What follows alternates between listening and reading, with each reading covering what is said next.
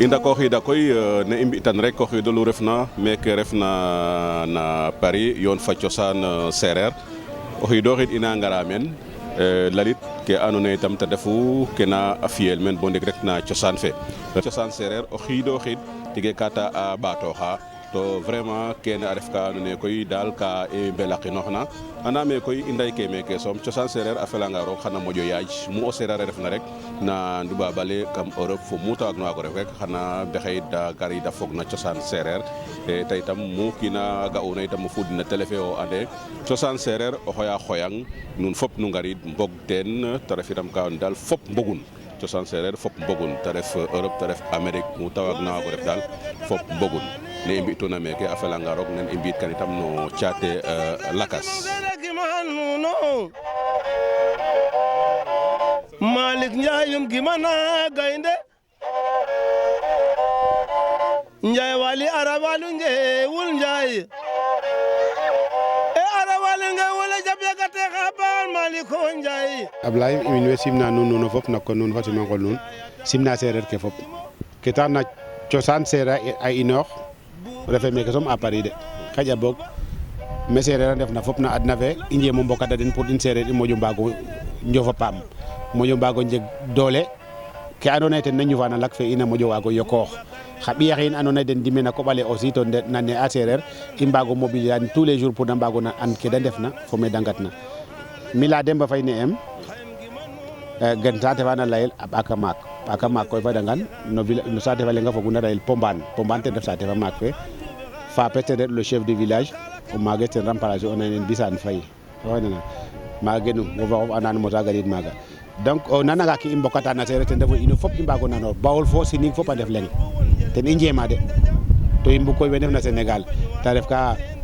we ndefna seereer fe fop mbog na ten a njeg doole maire ke yiin wana njala o mbiño lak to xu waagna damta in ten o dimle a in parce que i ndefna meke Paris aussi ka i mobiliser ox pour que rien que seereer a mbañato fakit ka i ngaye in koy ka i mbakit u to i mbugate mbakit ka i mbug wiin we ande seereer aussi mene a re'u faak Senghor ñoownogan donc i ndefanga meen ka i mbar o ñoow nan mi fo Ousmane Sarr fo xarit fa leŋ a gen Fadiouth a layel Jean Thiakane ino ngalatu cosaan seereer parce que ka i nga aussi ka i neew meen doole lool ta jeg u consul fa re'na meen a layel Léopold Diouf oxe nana a gen a Toucar aussi ya i ndetna bo ɗeetkin ka laya ine ngor ke mi ga'a meen fop xeet ke fop bata yoq seereer soom ga'eerum meke no consulat fe da mbokatoor ngorgorloox no mbokatoor Léopold Diouf ten lay'una in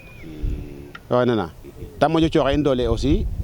i mbugum waago moƴo mobiliser o mbokat ke refna xeet seereer de i mbaɗe saate ye oxe ke saate fa naga xeke saate ke ka i mbug xuna laya ka mete même seereer safen ke i mbokata den ten bo da ngarid réunion plusieurs fois à la fin nak i nga'ate den nda bo xaye rek mbin leŋ ne yo mu seereer refna aussi i ngoya fop da ngarid i moƴo waado mboga yaay mboga faap i ten taxu i créer meen cosaan seereer pour ino fop i mbaago moƴo matir kim ka tima sasay dal xaala yo na bugam ki ma sersinala yo yam sersindana no xaala yo ye sersindana no xaala yo angemo lama mob nami xan layu o fogola no seereer o xan layu seereer a fela xam seen naaga yo way no cosaan seereer yo'nooxat teen mbaño mbéj cosaan in daal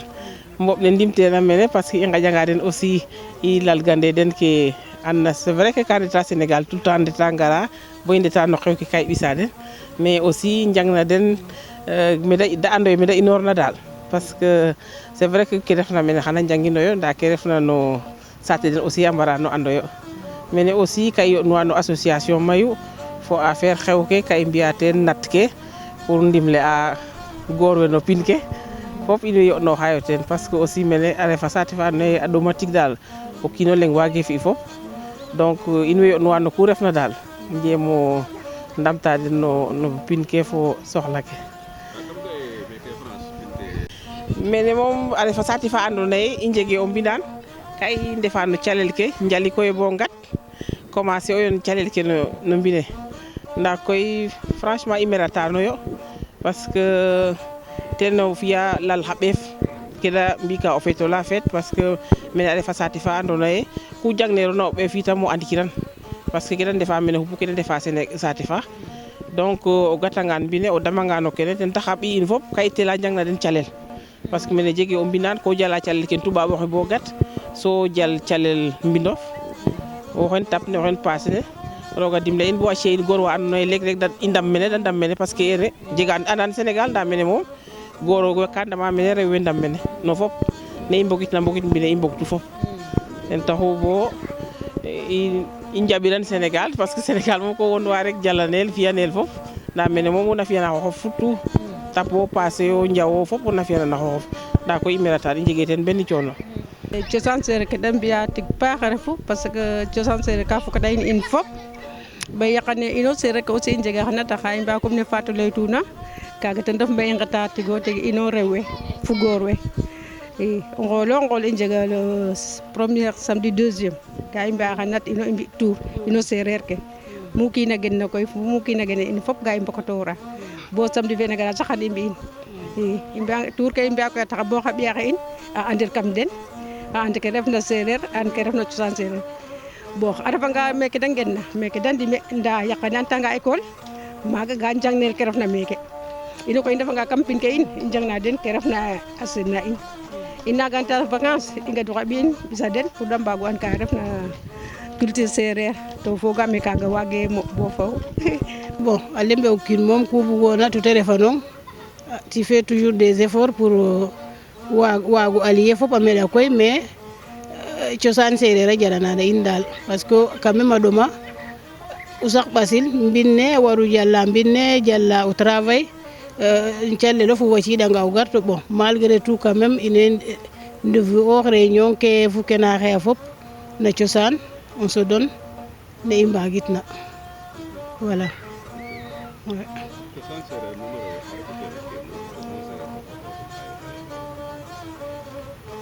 waam o lay mbir onqeeke moƴna ɗom ten fop rew we sax rew we ngadooxuna parce que rew we mbaru njaw ne ya organisation jeg ka organisation fe daal njaw ne fu tiyanam ke fop rew we saqun voilà ka i ndeta ay tour par mois way xan na taxe moom a njega meen parce que ken i andu et puis ça nous permet aussi de mettre des sous à côté voilà réalisation ke i mbi'an saate fa xan na taxe den na ndimle'a in rew we ino fop koy a ngalata le retour aussi au Sénégal ande meke moom geltakoor axe bo de mbi ke moƴna ref souhait in moom pour plus tard ten re i ngaadma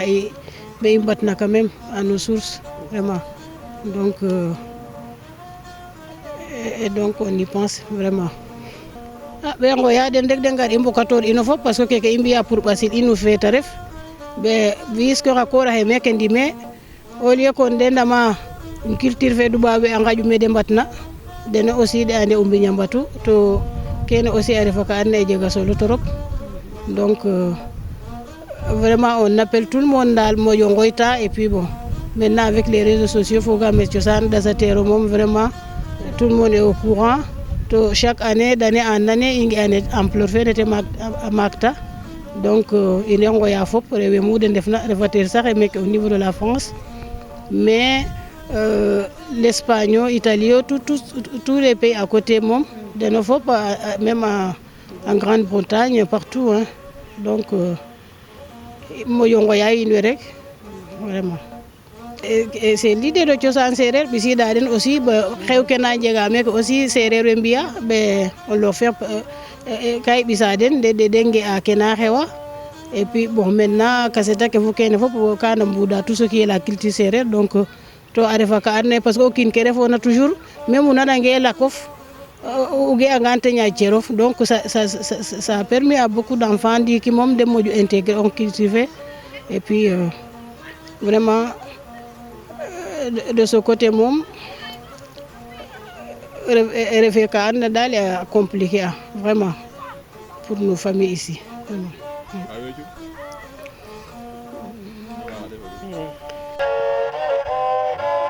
wa sereer ke taxa daanimo o fokola cosaan seereer simang seereer kiman nuno Malick Ndiaye yum gimana gaynde Ndiaye wali arabalu njewul Ndiaye. Alors, Cosaan Serer, c'est d'abord la culture. Donc, on est très actif au niveau culturel. On est aussi actif sur l'éducation. On est aussi actif sur le social. Mais on est aussi actif sur le côté développement. Cosaan Serer, ça veut dire que tout ce qui fait développer un pays, tout ce qui fait marcher un pays, tout ce qui crée l'unité sociale, on est actif dans tous ces domaines-là. Alors, c'est vrai qu'on a commencé par la culture. Pourquoi? Parce que la culture, c'est un point fédérateur. Donc, nous avons voulu commencer par la culture pour rassembler, regrouper, mais aussi pour pouvoir par la suite enchaîner, travailler sur le développement de la communauté sénégalaise ici, mais aussi pour le Sénégal. Nous tous, Cosaan Serer, individuellement, Cosaan Serer, c'est vrai, c'est une entité, mais aussi c'est des personnes, c'est des Sénégalais. Et je pense que tous les Sénégalais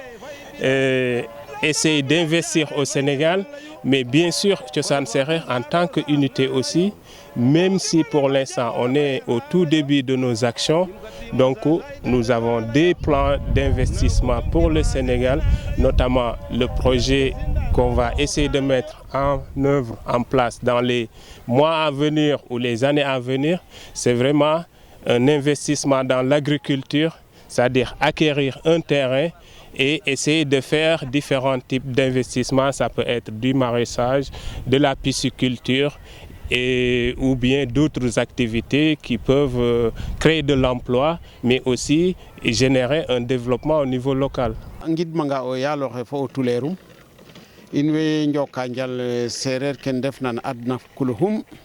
simna seereer ke fop in koy ke i njegna ka i laya na cosaan ten refu ye i moƴka moƴo ndamiroyo moƴo ngorngorloox parce que ale paax nange deya to cosaan kene som taxno inoox i ndal fo yoɗoyo cosaan seereer parce que seereer ke a manquer mene Europe lool sax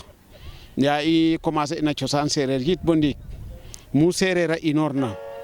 fadidanga mene ku i mbaagna xan i mbi'ong no ten a soɓanga ye ka jegiro a kayit comme ne président laytuna rek xan i ndimle'ong bo mbaag'ong ndimle oyo xan o ñaama xan o yera xan o wondwa seereer daal fu tumuranke na mene xeƴa ka fadidiro cosaan seereer ndiki koy i layanga kaaga ten refu ye xa qiid xa tadaq axene parce que ale oxu na xooxa ƭat Jooka Njal bugo in way ngidmang Ablaye Ndiaye in way ngidma aussi directeur général RTS Racine Talla in way ngidma aussi o yaal saate fe ta ref son excellence président Macky Sall parce que a qiid xa tadaq axe i nga'ani ta damta in way ngidma aussi la première dame Marème Faye Sall wa i nga'a xa qiid xa tadaq axe da ndamta in i ngidmanga wene i ngidma oxe na layel ambassadeur fe monsieur Bassirou Sène parce que kat wiin we ka lay a kida ɗom fa saax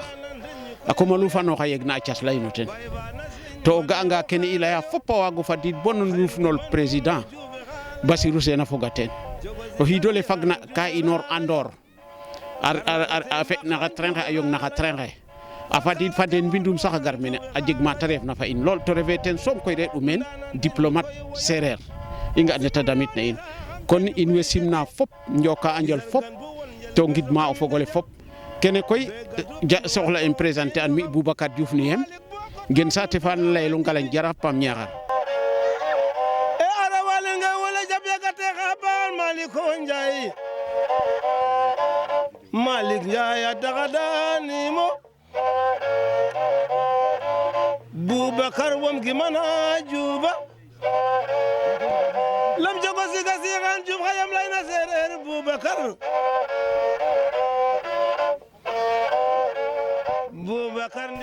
comme ne Boubacar laytuna rek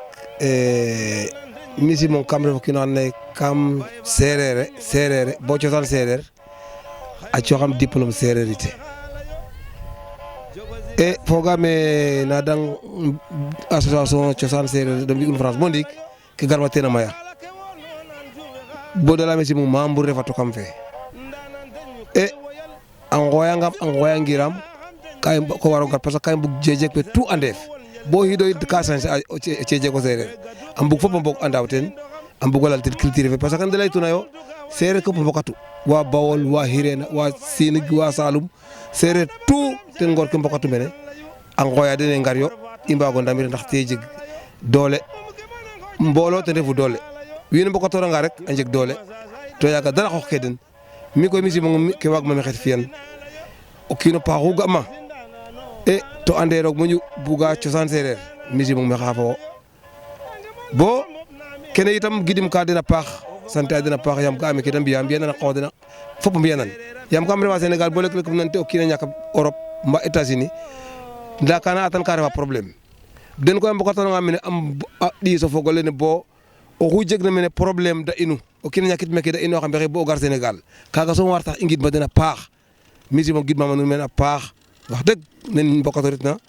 bo mbi kene adno goor dutuño and na itam o ndeɓ ino refno Mamadou Ndong mbi'in président nun maak weke te ref Boubacarine Latrine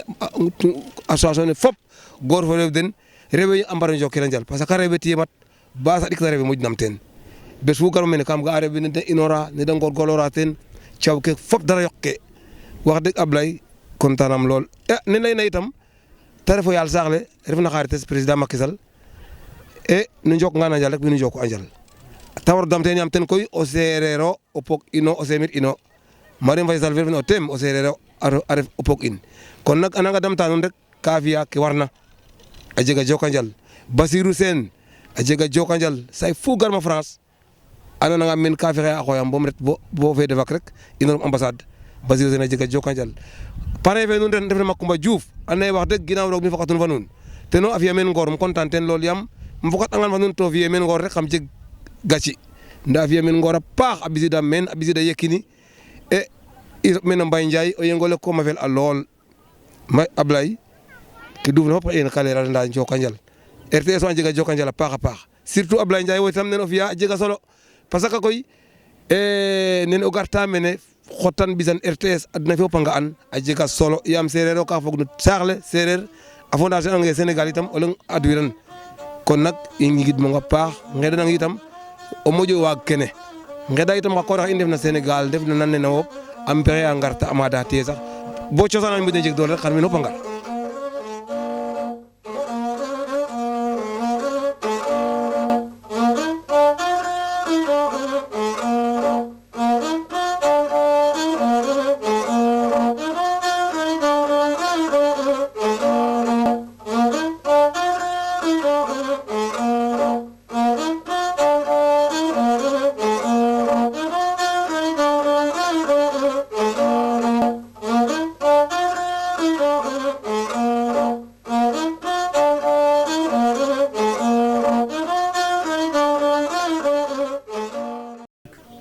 Le lien joue ce rôle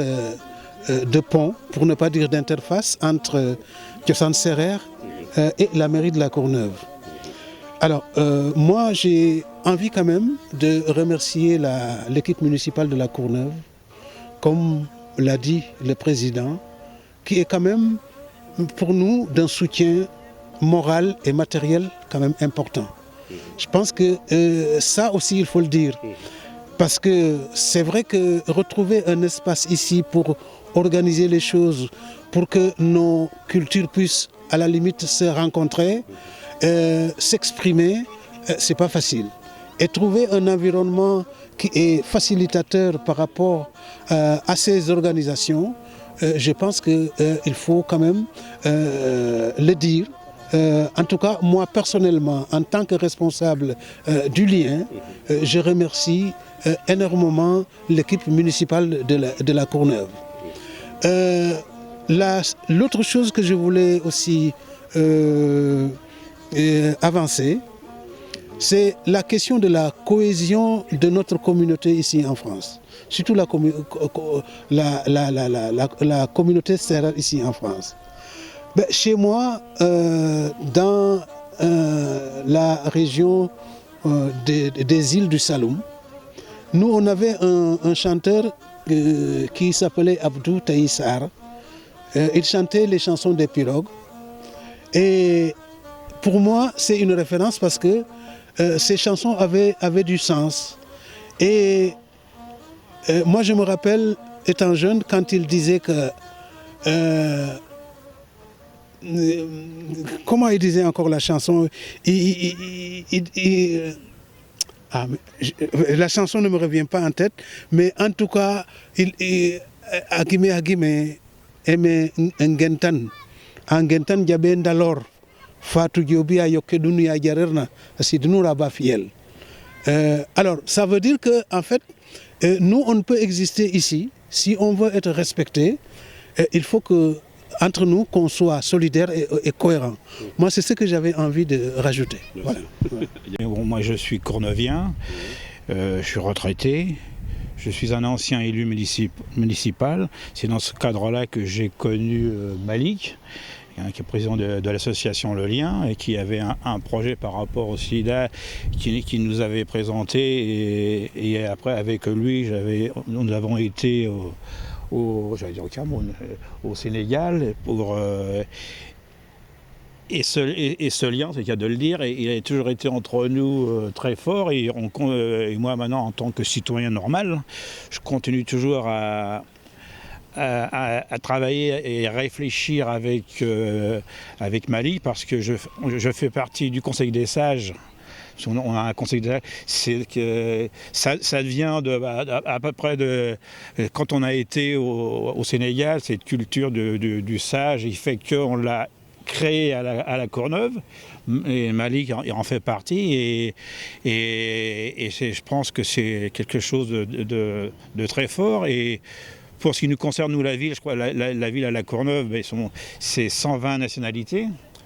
120 cultures. Et c'est pour nous, pour le maire de la Courneuve, parce que c'est mon ami, mon camarade, c'est important.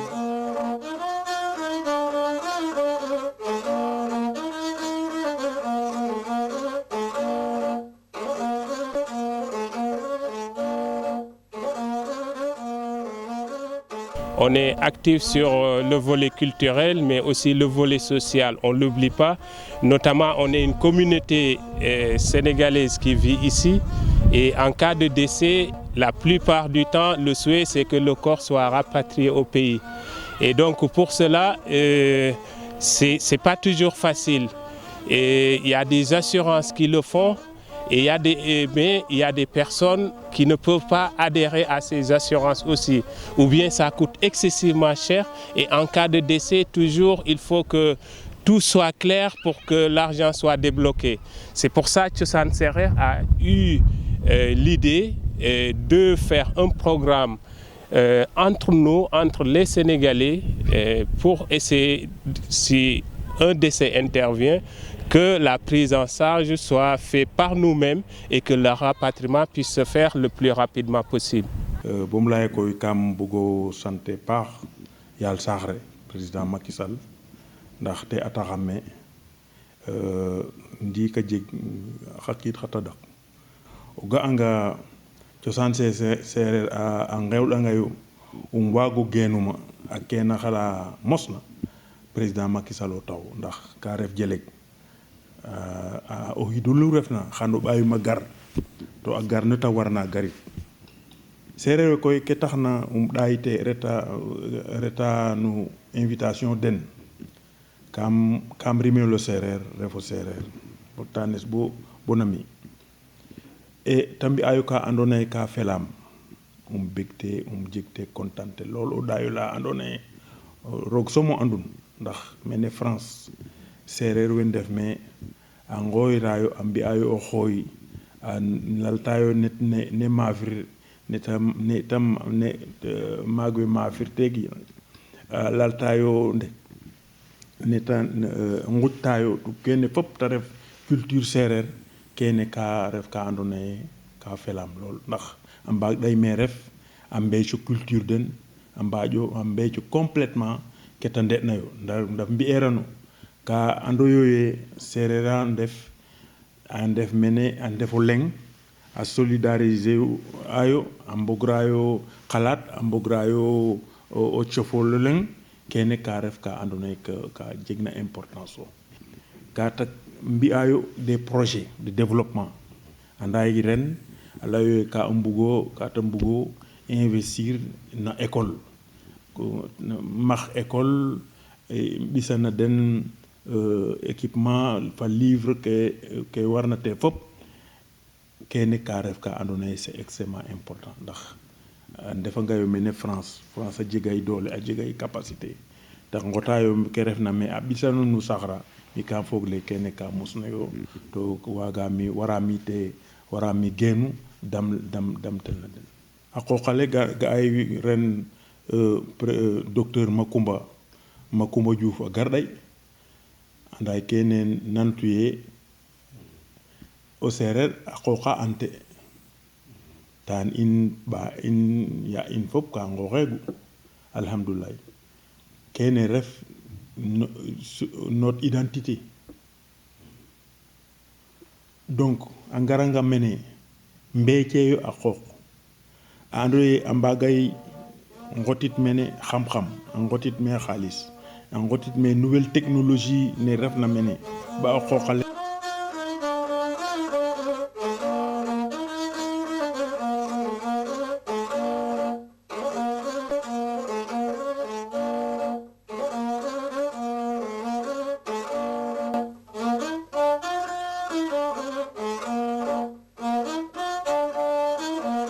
o fogole bo ndiik rek in way meke xaye na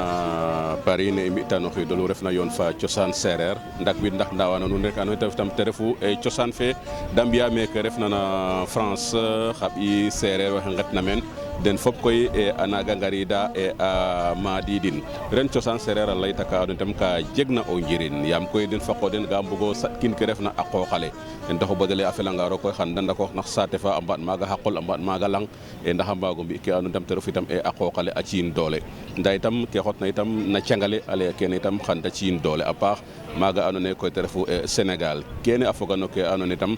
cosaan seereer ga da a njala teen meke refna na France ngelma koy ne ta fi'tan o xiid o xid rek ren ta dakooxiid ndax a dako yoon fo cosaan seereer a daawana nuun ke andoona yee tam ten refu ke na jega meke refna na France